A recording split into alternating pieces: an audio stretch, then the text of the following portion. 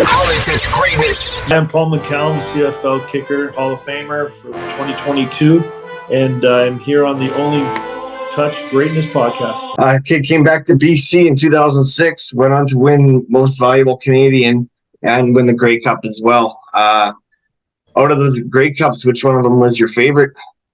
That's a hard one. It really is, because 06 was probably the most mentally drained, and because of the amount of focus that I had and our whole entire team had, and because of the whole circumstances of why I left Saskatchewan and everything else. It was kind of like I was told I wasn't good enough anymore, and it's time to leave, and to be able to go and have the run in the playoffs that I did, and then to play the way I did in the Grey Cup was bittersweet. So that was my first one as well. But then 2011, that team was special. I mean, we started 0-5, and it's something you can't really describe unless you're a part of it. But there was not one person that wasn't on the same page. I think we lost those first 5 games by, I don't know, maybe two or 4 points a game. Like, we shouldn't have, but we lost them. And then to come back, and then for me to set a record at the time for field goals, and to have the season that I had, and then to be able to cap it off by winning at home as well, was just that was really special. So it's a tough one to say which one is more special. Well, that will go down as probably one of the biggest comebacks in CFL history, and maybe even all of sports. And I remember that season very well, the 0-5 start. And I think you guys were 1-6 at one point as well. You won one and then you lost one. So you were obviously behind the 8 ball. Was there something that changed in the locker room that turned that season around? No. And that's what I'm saying. It was nothing that turned. We just kept believing in what we were doing. I mean, I've been, with 3-15 teams, and you start bitching, complaining.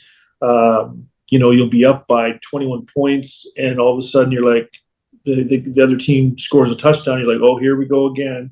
And that mentality with that team, we were so mentally tough. And it didn't matter at any point, any time of the game, where we were. 60-minute clock hadn't struck, and we just kept on fighting. We kept on going, and it's hard to put a most memorable Grey Cup win, but I can tell you the kick I had in that year against Calgary when my streak ended, and they returned it for a touchdown against Calgary. That we had won 6 in a row, and this was to win the 7 in a row and to clinch home playoff for the Western Final. And I hit the 53-yarder to win the game with no time on the clock. To me, that was one of my more memorable field goals in my career.